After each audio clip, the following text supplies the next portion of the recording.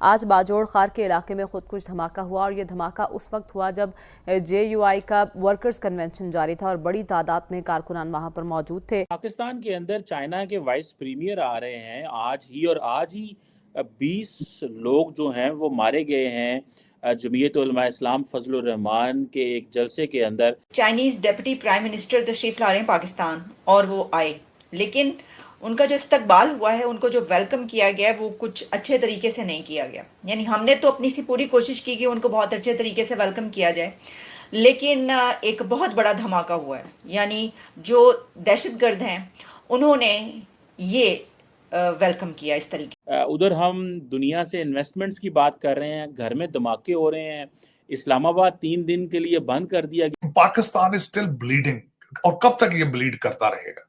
لوگ کب تک مرتے رہیں گے؟ آپ جو بوئیں گے آپ وہی کاٹیں گے، صحیح ہے۔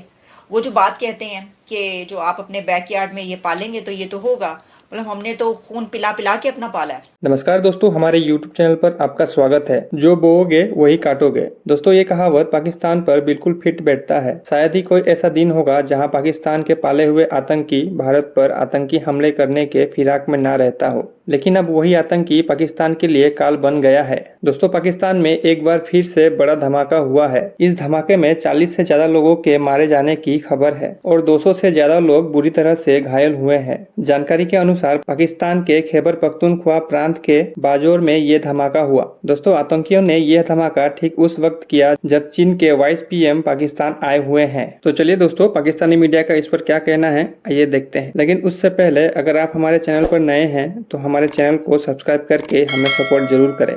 تو اب ایک ڈیپٹی پرائم منسٹر چائنا کا یہاں پر آ رہا تھا، وہاں پر آ رہا تھا پاکستان میں، تو ان کے آنے پر جو ہے وہ یہ ہوا ہے۔ تو پھر ہم یہ بات کرتے ہیں کہ دیکھیے ہماری جو اکانومی جو ہے اس کے یہ سچویشن ہے، ہمارا کوئی آ نہیں رہا، ہماری انویسٹمنٹ نہیں ہو رہی، تو انویسٹمنٹ اس سچویشن میں کیسے ہوگی؟ یہ سوچنے کی بات ہے۔ یعنی بہت بڑا سوال ہے جو یہ کہ بھئی آپ کیسے کریں گے؟ یہ صحیح کہا کسی نے جو لکھا ہے کہ آپ جو بوئیں گے آپ وہی کاٹیں گے، صحیح ہے۔ وہ جو بات کہتے ہیں کہ جو آپ اپنے بیک یارڈ میں یہ پالیں گے تو یہ تو ہوگا، مطلب ہم نے تو خون پلا پلا کے اپنا پالا ہے، خون چوسا انہوں نے ہماری جنریشنز کا، خون پلا پلا کے ہم نے پالا ہے ان کو، ہماری نسلوں کو جو برباد کیا انہوں نے، تو وہ کوئی یہ نئی بات تھوڑی ہے، ہم تو جانتے ہیں بہت اچھے طریقے سے۔ جب ہم ایسا کوئی دھماکہ ہوتا ہے، کوئی بات کرتے ہیں تو بڑی مطلب ویسے نا وہ عجیب سا اس لیے لگ رہا ہوتا ہے کہ کیا کریں، یعنی بنانے والے اب چلیں۔ ابھی جب یہ افغانستان کی حکومت آئی تھی طالبان کی، کتنا خوش تھے ہم، شادیانے ہم نے بجائے تھے، ہیں جی، ڈھول دھمکے کے ساتھ ہم نے اس کو ویلکم کیا تھا۔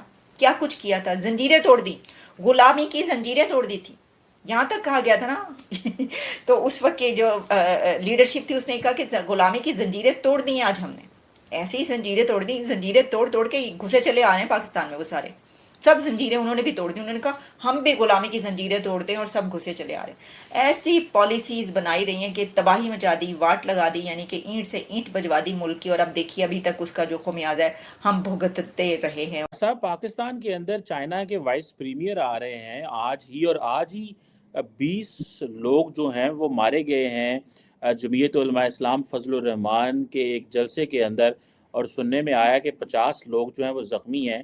اوپر سے پاکستان میں طاہر صاحب الیکشنز بھی آ رہے ہیں، یہ حکومت جو ہے اس کا ٹینیور تو بالکل ختم ہو رہا ہے۔ ادھر ہم دنیا سے انویسٹمنٹس کی بات کر رہے ہیں، گھر میں دھماکے ہو رہے ہیں، اسلام آباد 3 دن کے لیے بند کر دیا گیا چائنیز وائس پریمیئر کے لیے طاہر صاحب، لیکن دھماکے تو پھر بھی ہو رہے ہیں۔ کیا ہم دنیا کو کنونس کر پائیں گے یا ہم کہ یہاں پہ آ کے انویسٹمنٹ کریں؟ جس طرح کی باتیں چل رہی ہیں کہ مڈل ایسٹرن ممالک کوئی پاکستان میں انویسٹمنٹ کر رہے ہیں، جو چائنیز ہیں وہ پریزیڈنٹ شی جن پنگ پاکستان تو نہیں آ رہے، لیکن وہ چائنا انڈیا تو جائیں گے G20 کے لیے۔ آپ کیسے دیکھ رہے ہیں اس دھماکے کو چائنیز وائس پریمیئر کی موجودگی میں، جب اس طرح کی دہشت گردی کی ایکٹیویٹی ہو رہی ہے؟ سر شیما صاحب، میں اسے سارے کو ملا کے کچھ آپ کو سارا کچھ بتاتا ہوں۔ خاص کر سب سے بڑی بات تو یہ جو دھماکہ آپ نے باجوڑ ڈسٹرکٹ میں JUI کے کنونشن میں ہوا ہے، جس میں 20 لوگ جو ہیں مارے جا چکے ہیں، 50 زخمی ہیں، ان میں سے بھی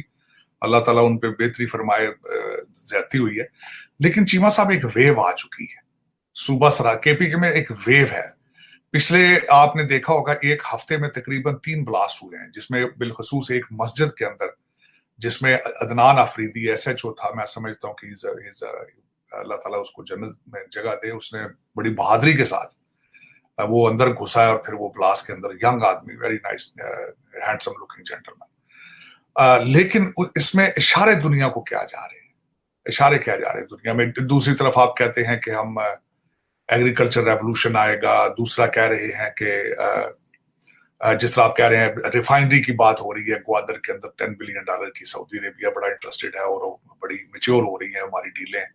एयरपोर्ट्स जो है वो ले रहा है, यूएई एयरपोर्ट्स लेगा।